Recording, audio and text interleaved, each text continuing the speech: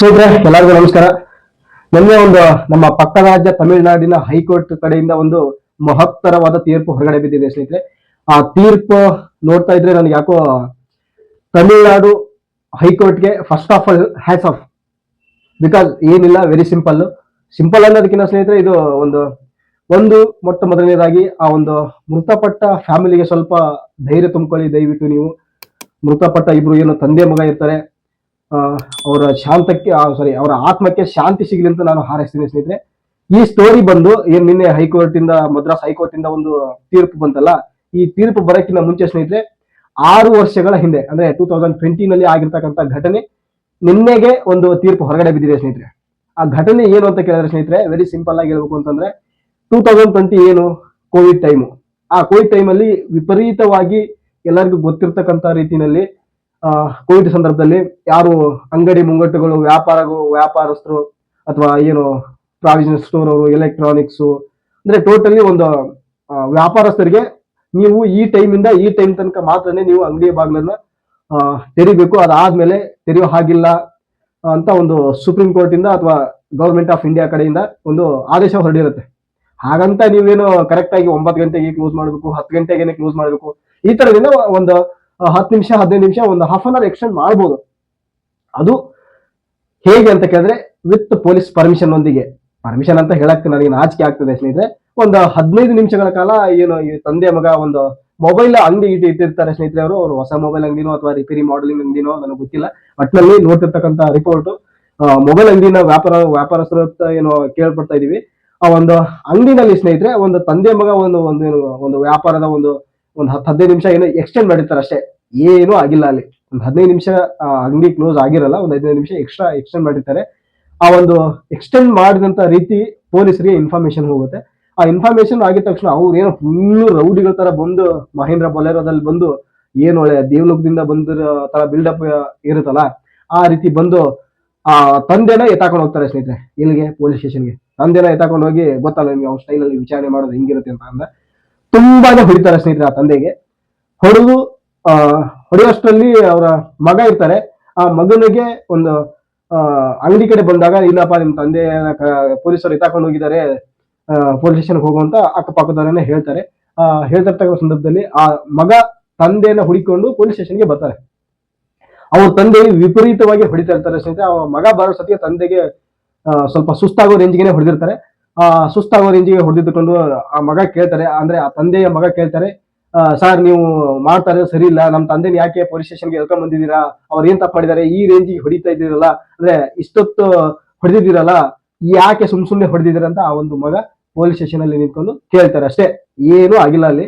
ಅಂದ್ರೆ ನಾವು ನೋಡ್ತಿರೋ ರಿಪೋರ್ಟ್ ಪ್ರಕಾರ ಈಗ ಅಂದಿದ್ದ ಅಷ್ಟೇ ತಕ್ಷಣ ಆ ಮಗನ ಮೇಲೆ ಪೊಲೀಸರಿಗೆ ಇನ್ನೂ ಫುಲ್ಲು ಕೋಪ ಬಂದ್ಬಿಡುತ್ತೆ. ಏನು ಕೋಪ, ಇವನು ಒಬ್ಬ ಸಾಮಾನ್ಯ ಮನುಷ್ಯ, ನಾವು ಪೊಲೀಸರು ಅಥವಾ ಇರ್ತಾರಲ್ಲ ಕೆಲವೊಬ್ರು ಪೊಲೀಸರು ನಮ್ಮ ಸ್ಟೇಷನ್ ಅಲ್ಲಿ ನಿಂತ್ಕೊಂಡು ನಮಗೆ ಒಂಥರ ಎದುರಾಗಿ ಮಾತಾಡ್ತಿದ್ದಾನೆ ಅಂತ ಒಂದು ಕೋಪ ನತ್ತಿಗೆತ್ತದೆ.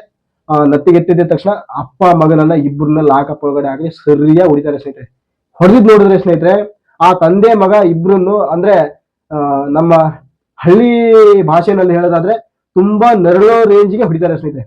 ನರಳಾಡ್ತಾ ಇರ್ತಾರೆ, ಆ ರೇಂಜ್ ಹೊಡಿತಾರೆ ಸ್ನೇಹಿತರೆ ಪೊಲೀಸರು.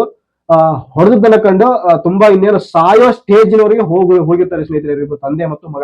ಆ ರೇಂಜ್ ಹೊಡೆದಿರ್ತಾರೆ ಪೊಲೀಸರು. ನನಗೆ ನಿಜವಾಗ್ಲೂ ಎಷ್ಟು ಕೋಪ ಬರ್ತಿದೆ ಕೆಲವೊಂದಷ್ಟು ಪೊಲೀಸರ ಮೇಲೆ ಅಂತಂದ್ರೆ, ನೀವು ಯಾರು ಹೊಡಿಯಕ್ಕೆ, ನೀವು ನಮ್ಮ ಹಾಗೆ ಪ್ರಜೆನೇ ಹೌದು, ಭಾರತದ ಪ್ರಜೆನೇ ಹೌದು. ಕಾಟೆ ಹಾಕಿದ ತಕ್ಷಣ ನಿಮ್ಗೆ ಹಿಂಗೇನೆ ಬಂದ್ಬಿಡಲ್ಲ. ಒಳ್ಳೆ ಪೊಲೀಸರು ಇದ್ದಾರೆ, ಕೆಟ್ಟ ಪೊಲೀಸರು ಇದ್ದಾರೆ. ಕೆಟ್ಟ ಪೊಲೀಸರು ನಾನು ಹೇಳ್ತಾ ಇರೋದು. ಆ ಒಂದು ಬೇಡ, ಆ ಸ್ಟೋರಿ ಮಾತಾಡೋದು ಬೇಡ, ಈ ವಿಷಯದ ಬಗ್ಗೆ ಮಾತಾಡೋಣ. ಯಾವ ರೇಂಜಿಗೆ ಹೊಡಿತಾರೆ ಅಂತಂದ್ರೆ ಸ್ನೇಹಿತರೆ, ನಿಜವಾಗ್ಲು ಆ ಜೀವಗಳು ಎಷ್ಟೊಂದು ಹಿಂಸೆ ಅಥವಾ ಚಿತ್ರ ಹಿಂಸೆ ಅನುಭವಿಸಿರ್ತಾರೆ ಅಂತಂದ್ರೆ ಅಪ್ಪ. ಅದು ರಿಪೋರ್ಟ್ ನೋಡಿದಾಗ ಸಿಬಿಐ ಎಷ್ಟು 105 ಸಾಕ್ಷ್ಯಗಳನ್ನ ರೆಡಿ ಮಾಡಿರ್ತಾರೆ. ಸಿಬಿಐ ಇನ್ವೆಸ್ಟಿಗೇಷನ್ ಆದ್ಮೇಲೆ 105 ಸಾಕ್ಷ್ಯಗಳನ್ನ ವಿಟ್ನೆಸ್. ನಾಚಿಕೆ ಆಗ್ಬೇಕು ಪೊಲೀಸ್ನವ್ರಿಗೆ. ಕೆಲವೊಂದಷ್ಟು ಕೆಟ್ಟ ಪೊಲೀಸರು ಇರ್ತಾರಲ್ಲ, ನಿಮ್ಮ ಜನ್ಮಕ್ಕೆ ನಾಚಿಕೆ ಆಗ್ಬೇಕು. ಪೊಲೀಸ್ ಕೆಲ್ಸಕ್ಕೆ ನೀವು ನಾಲಾಯಕು. ಎಲ್ಲಾ ಪೊಲೀಸರು ಅಂತೂ ಹೇಳ್ತಾ ಇಲ್ಲ, ಕೆಲವೊಂದಷ್ಟು ಪೊಲೀಸರಿಗೆ ಅಷ್ಟೇ ಇದು ಅನ್ವಯ ಆಗೋದು. ನೋಡಿದೀವಿ ನಾವು, ಒಳ್ಳೆ ಪೊಲೀಸರು ನೋಡಿದೀವಿ, ಕೆಟ್ಟ ಪೊಲೀಸರು ನೋಡಿದೀವಿ. ಆ ತಂದೆ ಮಗಳನ್ನ ಚಿತ್ರಹಿಂಸೆ ಮಾಡಿ ಇಡೀ ನೈಟ್ ಅಲ್ಲಿ ಹೊಡಿತಾರೆ. ಈ ಸ್ಟೋರಿ ಯಾವಾಗ ಅಂತಂದ್ರೆ 2020 ಕೋವಿಡ್ ಅಲ್ಲಿ ಆಗಿರ್ತಕ್ಕಂಥದ್ದು. ಹೊಡಿತಾರೆ, ಸರಿಯಾಗಿ ಹೊಡಿತಾರೆ, ಚೆನ್ನಾಗಿ ಹೊಡಿತಾರೆ. ಇನ್ನೇನು ಇವರು ಸಾಯೋ ಹಂತಕ್ಕೆ ಬರೋ ರೇಂಜಿಗೆ ಹೊಡಿತಾರೆ. ಹೊಡೆದಾದ್ಮೇಲೆ ಇನ್ನೇನು ಎಲ್ಲ ಕ್ಲೋಸ್ ಆಗೋ ತರ ಕಂಡು ಬರುತ್ತೆ ಆ ಸಿಚುವೇಶನ್. ಅವರಿಗೆ ಪೊಲೀಸ್ಗೆ ಅನ್ಸುತ್ತೆ ಇವ್ರು ಯಾಕೋ ತುಂಬಾ ಇದಾಗಿದ್ದಾರೆ ಅಂತ ಹಾಸ್ಪಿಟ್ಲಿಗೆ, ಅಂದ್ರೆ ಗೌರ್ಮೆಂಟ್ ಹಾಸ್ಪಿಟ್ಲಿಗೆ, ಯಾವುದೋ ಒಂದು ಸಮಥಿಂಗ್ ಹಾಸ್ಪಿಟ್ಲಿಗೆ ಆ ಇಬ್ರು ತಂದೆ ಮಗನನ್ನ ಕರ್ಕೊಂಡೋಗಿ ಅಡ್ಮಿಟ್ ಮಾಡ್ತಾರೆ. ಅಡ್ಮಿಟ್ ಮಾಡಿ ಕೆಲ ಗಂಟೆಗಳಲ್ಲಿ ಆ ತಂದೆ ಮತ್ತು ಮಗ ಸಂಪೂರ್ಣವಾಗಿ ತಮ್ಮ ಉಸಿರಾಟವನ್ನ ನಿಲ್ಲಿಸ್ತಾರೆ ಸ್ನೇಹಿತರೆ. ನಿಲ್ಲಿಸಿದಾಗಿದ ತಕ್ಷಣ ಇವರ ಡ್ರಾಮಾಗಳು ಸ್ಟಾರ್ಟ್ ಆಗುತ್ತೆ, ಪೊಲೀಸ್ನವರ ಡ್ರಾಮಾಗಳು. ಯಾವ ರೇಂಜ್ ಸ್ಟಾರ್ಟ್ ಆಗುತ್ತೆ ಅಂತಂದ್ರೆ, ಅದೇ ಇನ್ನೇನು ಲಾಕಪ್ ಡೆತ್ ಅಂತ ಆಗೋದು. ಆ ಲಾಕಪ್ ಡೆತ್ ಆಗಿದ್ದಂತೂ ಎಲ್ಲಾ ಕಡೆ ಸ್ಪ್ರೆಡ್ ಆದ್ರೆ ನಮ್ಮ ಜೀವಿಕೆ ಕೂತು ಬರ್ಬೋದು ಅಂತ ತುಂಬಾ ಸಾಕ್ಷಿಗಳನ್ನ ಮುಚ್ಚಿಡಕ್ಕೆ ಟ್ರೈ ಮಾಡ್ತಾರೆ.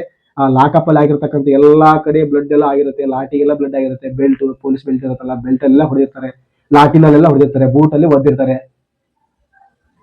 ಅರ್ಥ ಮಾಡ್ಕೊಳ್ಳಿ ಪೊಲೀಸರು ಯಾವ ತರ ಆಗಿದ್ದಾರೆ ನಮ್ಮ ದೇಶದಲ್ಲಿ.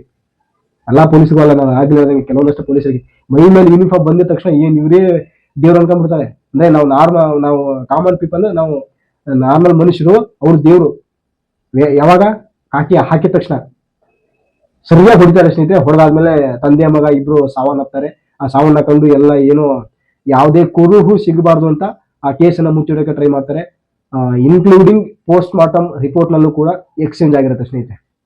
ಇದನ್ನ ಕಂಡು ಆ ಫ್ಯಾಮಿಲಿಗೆ ಒಂದು ಇನ್ಫಾರ್ಮೇಶನ್ ಹೋಗುತ್ತೆ, ತಂದೆ ಮಗ ಇಬ್ರು ತೀರೋಗಿದ ತಕ್ಷಣ ಏನು ಏಕೆ ಈ ತರ ಆಗಿದೆ, ಏನ್ ರೀಸನ್ ಈ ತರ ಆಯ್ತು. ಅವ್ರಿಗೂ ಸಡನ್ ಆಗಿ ಯಾರಿಗೂ ದೋಚೆಲ್ಲ ಸ್ನೇಹಿತರೆ. ಸಡನ್ ಆಗಿ ಈ ತರ ನ್ಯೂಸ್ ಬಂದಾಗ ನಿಮ್ ತಂದೆಯವರು ಈ ತರ ತೀರೋಗಿದ್ದಾರೆ, ನಿಮ್ಮ ಮಗ ಈ ತರ ತೀರೋಗಿದ್ದಾರೆ, ಪೊಲೀಸರು ತಗೊಂಡೋಗಿ ಈ ತರ, ಯಾವ ಫ್ಯಾಮಿಲಿಗೂ ದೋಚಲ್ಲ. ಅವ್ರಿಗೆ ಒಂದೇ ಇರುತ್ತೆ, ಕಣ್ಣಲ್ಲಿ ನೀರು. ಆ ಫ್ಯಾಮಿಲಿ ಹೆಂಗಾಗಿರ್ಬೇಡ ಸ್ನೇಹಿತರೆ, ನಿಜವಾಗ್ಲೂ ಹೇಳ್ತೀನಿ ನಾನು. ಯಾವ ಫ್ಯಾಮಿಲಿಗೂ ಬೇಕಾಗಿಲ್ಲ ಸ್ನೇಹಿತರೆ ಈ ತರದ ಒಂದು ಸಿಚುವೇಶನ್. ಹೆಂಗಾಗಿರ್ಬೇಡ ಆ ಫ್ಯಾಮಿಲಿಗೆ ಸ್ನೇಹಿತರೆ. ಇಷ್ಟೆಲ್ಲ ಆಗಿ ಇದು ತುಂಬಾ ತಮಿಳುನಾಡಲ್ಲಿ ಒಂದು ಪ್ರತಿಭಟನೆಯನ್ನು ಹಮ್ಮಿಕೊಳ್ತಾರೆ ಆ ಭಾಗದ ಜನ, ಆ ಊರಿನ ಜನ. ಪ್ರತಿಭಟನೆ ಕೊಂಡು ಡೈರೆಕ್ಟ್ ಆಗಿ ಪೊಲೀಸ್ ಮೇಲೆ ಕೇಸ್ ಆಗುತ್ತೆ. ಪೊಲೀಸ್ ಎಲ್ಲ ಇಡೀ 9 ಜನ ಎಲ್ಲ ಪೊಲೀಸರೆಲ್ಲ ಜೈಲಿಗೆ ಹೋಗ್ತಾರೆ. ಸುಪ್ರೀಂ ಕೋರ್ಟ್ ಸತತವಾಗಿ, ಮದ್ರಾಸ್ ಹೈಕೋರ್ಟ್ ಏನಿದೆಯಲ್ಲ, ಸತತವಾಗಿ 6 ವರ್ಷಗಳ ಕಾಲ ಸಿಬಿಐ ಇನ್ವೆಸ್ಟಿಗೇಷನ್ ಪ್ರಾರಂಭ ಮಾಡ್ತಾರೆ ಸ್ನೇಹಿತರೆ. ಸಿಬಿಐ ಇನ್ವೆಸ್ಟಿಗೇಷನ್ ಪ್ರಾರಂಭ ಆಗೋದು 2021 ನಲ್ಲಿ.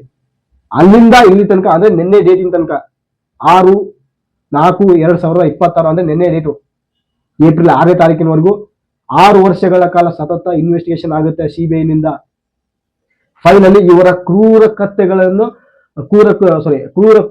ಕಂಡಿರ್ತಕ್ಕಂಥ ಒಬ್ರು ಮಹಿಳಾ ಪೊಲೀಸ್ ಹೆಡ್ ಕಾನ್ಸ್ಟೇಬಲ್, ಮಹಿಳಾ ಪೊಲೀಸ್ ಅಧಿಕಾರಿ ತನ್ನ ಮನಸ್ಸಾಕ್ಷಿಯನ್ನ ಅಂದ್ರೆ ಅವ್ರಿಗೆ ಮನಸ್ಸು ಮಾಡಿದ್ರೆ ಸ್ನೇಹಿತರೆ, ಅವರು ಪೊಲೀಸರೇ ಇವರು ಪೊಲೀಸರೇ ಹೇಳ್ಕೊಂಡು ಸುಳ್ಳು ಸಾಕ್ಷಿನ ಹೇಳ್ಬೋದಾಗಿತ್ತು. ಬಟ್ ಇವ್ರಿಗೇನು ಮನಸ್ಸಾಕ್ಷಿ ಒಪ್ಪದೇ ಇದ್ದ ಕಾರಣ, ಎಸ್ ಇವ್ರ ಆನರ್, ಇವ್ರು ಮಾಡಿದ್ದೆಲ್ಲ ಕರೆಕ್ಟ್ ಅಂತ ಮಹಿಳಾ ಪೊಲೀಸ್ ಅಧಿಕಾರಿ ಹೇಳಿದಾರಂತೆ. ಆತರ ರಿಪೋರ್ಟ್ ಬರ್ತಾ ಇದೆ, ಎಲ್ಲಾ ಕಡೆ ಎಲ್ಲ ನ್ಯೂಸ್ ಓಡಾಡ್ತಾ ಇದೆ. ಬಟ್ ಆ ಮಹಿಳಾ ಪೊಲೀಸ್ಗೆ ನಾನು ಒಂದು ಹ್ಯಾಟ್ಸ್ ಆಫ್ ಹೇಳಕ್ಕೆ ಇಷ್ಟಪಡ್ತೀನಿ ಸ್ನೇಹಿತರೆ. ಅವರು ಯೂನಿಫಾರ್ಮ್ ನ ಬಿಚ್ಚಿಟ್ಟು ಈ ಸಾಕ್ಷ್ಯವನ್ನ ಹೇಳಿರೋದು.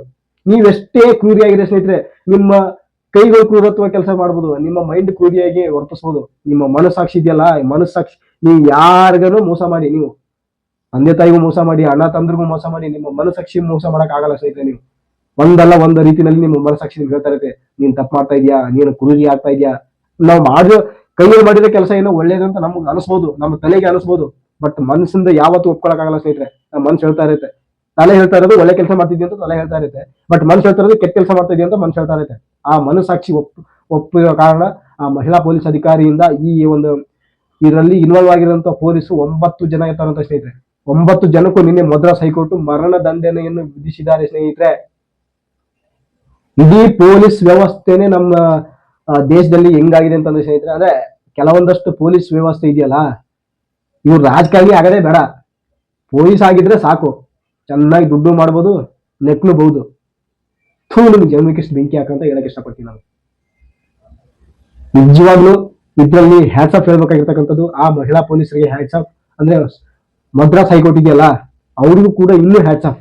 ಆ ಮೃತಪಟ್ಟ ಫ್ಯಾಮಿಲಿಗೆ ದೇವರು ಸ್ವಲ್ಪ ಧೈರ್ಯ ತುಂಬಲಿ.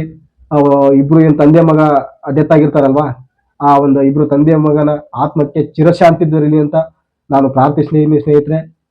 ಈ ತರದ ಘಟನೆ ಎಲ್ಲೂ ಕೂಡ ನಡಿಬಾರ್ದು ಸ್ನೇಹಿತರೆ. ಮಾನವರಾಗಿ ಹುಟ್ಟಿದೀವಿ, ಮಾನವರಾಗಿ ಹೋಗೋಣ ಸ್ನೇಹಿತರೆ. ಪೊಲೀಸರು ನೀವು ಮನುಷ್ಯರೇ ಸರ್, ನಾವು ಮನುಷ್ಯರೇ. ನಿಮ್ಗೆ ಯೂನಿಫಾರ್ಮ್ ಇದೆ, ನಮ್ಗೆ ಯೂನಿಫಾರ್ಮ್ ಇಲ್ಲ. ಹಾಗಂತ ನೀವು ಯೂನಿಫಾರ್ಮ್ ಬಂದಿದ ತಕ್ಷಣ ದೊಡ್ಡ ಲಾಡ್ ಲಬದ್ದಾಸ್ ಅಂತೂ ಅಲ್ಲ. ಕೈ ಮಾಡಿ ಎಚ್ಚರದಿಂದ ಇರಿ ನೀವು. ಎಷ್ಟು ಅಂದ್ರೂ ಅಷ್ಟೇ. ಪೊಲೀಸನ್ನ ಪದಕ್ಕೆ ನೀವು ವೇಸ್ಟ್ ನೀವು. ಕೆಲವೊಂದಷ್ಟು ಪೊಲೀಸರಿಗೆ ಒಳ್ಳೆ ಪೊಲೀಸರು ಇದ್ದಾರೆ, ಇಲ್ಲ ಅಂತೇನು ಹೇಳಲ್ಲ. ಅಂದ್ರೆ ಒಳ್ಳೇದಿದ್ಮೇಲೆ ಕೆಟ್ಟದ್ದು ಇರುತ್ತೆ, ಕೆಟ್ಟದಿದ್ಮೇಲೆ ಒಳ್ಳೇದು ಇರುತ್ತೆ. ಏನಿದೆ ಏನಾದ್ರೂ ಆಗ್ಲಿ, ಇಬ್ರು ಏನೋ ತಂದೆ ಮಗನ ಸಾವಿಗೆ ನ್ಯಾಯ ಅಂತೂ ಸಿಕ್ಕಿದೆ. ತಮಿಳುನಾಡು ಹೈಕೋರ್ಟ್ಗೆ ಹ್ಯಾಟ್ಸ್ ಆಫ್. ಇದೇ ತರ ಎಷ್ಟೋ ಕುಟುಂಬಗಳು ನ್ಯಾಯ ಇಲ್ಲದೆ ಪರದಾಡಿದ್ದಾರೆ, ನ್ಯಾಯ ಸಿಕ್ಕಿಲ್ಲ. ಕೆಲವೊಂದ್ ಕಡೆ ಸಿಗ್ತಾ ಇದಾವೆ ಈ ತರ ಇದು ಬಂದಾಗ. ಬಟ್ ಆ 9 ಜನ ಸೇರ್ಕೊಂಡು ಆ ತಂದೆ ಮಗನ ಹೊಡೆದ್ರಲ್ಲ, ಯಾವ ರೇಂಜಿಗೆ ಆಗಿರ್ಬಾರ್ದು ಪಾಪ. ಅವರ ಒಂದು ನರಳಾಟ ನಮ್ಮ ಶತ್ರುಗಳಿಗೂ ಬೇಡ ಅಂತ ಅನ್ಸ್ಬಿಟ್ಟಿದೆ ಸ್ನೇಹಿತರೆ. ಏನಾದ್ರೂ ಹಾಳಾಗೋಗ್ಲಿ, ನಾವು ಚೆನ್ನಾಗಿದ್ದೆ ಸಾಕು ಅನ್ನೋ ಈಗಿನ ವಾತಾವರಣಕ್ಕೆ ಜಸ್ಟಿಸ್ ಆಫ್ ಮದ್ರಾಸ್ ಈ ನ್ಯಾಯಾಧೀಶರಿದ್ದಾರಲ್ಲ, ನೀವು ಇನ್ನೂ 100 ವರ್ಷ ಸುಖವಾಗಿರ್ಬೇಕು ಸರ್. ಜಡ್ಜ್ ಸಾಹೇಬ್ರಿಗೆ ಹೇಳ್ತಿರೋದು. ನಾನು ನಿಜವಾಗ್ಲೂ ಏನ್ ಮಾತಾಡ್ಬೇಕು ಅಂತಾನೆ ಗೊತ್ತಾಗ್ತಿಲ್ಲ. ಎನಿವೆ, ಕುಟುಂಬಕ್ಕೆ ಪರಿಹಾರವಾಗಿ 1,40,00,000 ಏನೋ ಪೊಲೀಸ್ ಅಧಿಕಾರಿಗಳಿಂದಲೇ ದಂಡ ಹಾಕಿರ್ತಾರಂತೆ. ಟೋಟಲ್ ಬಂದು ಕುಟುಂಬಕ್ಕೆ ನ್ಯಾಯ ಸಿಕ್ಕಿದೆ. ಆಮೇಲೆ ಅವರ ಸಾವಿಗೂ ಶಾಂತಿಯನ್ನು ದೊರಕಲಿ ಅಂತ ಹೇಳ್ತಾ, ನಿಮ್ಗೆ ಏನ್ ಅನ್ಸುತ್ತೆ ಈ ವಿಡಿಯೋ ಬಗ್ಗೆ ದಯವಿಟ್ಟು ಕಮೆಂಟ್ ಮಾಡಿ ತಿಳಿಸಿ ಸ್ನೇಹಿತರೆ. ಹೆಚ್ಚು ಶೇರ್ ಮಾಡಿ. ನನಗೆ ಏನು ಅಂತಾನೆ ಹೇಳ್ಬೇಕು ಅಂತಾನೆ ಗೊತ್ತಾಗ್ತಾ ಇಲ್ಲ. ಒಟ್ಟಿನಲ್ಲಿ ನ್ಯಾಯ ಅಂತೂ ಸಿಕ್ಕಿದೆ. ಎಲ್ಲರಿಗೂ ನಮಸ್ತೆ ಸ್ನೇಹಿತರೆ.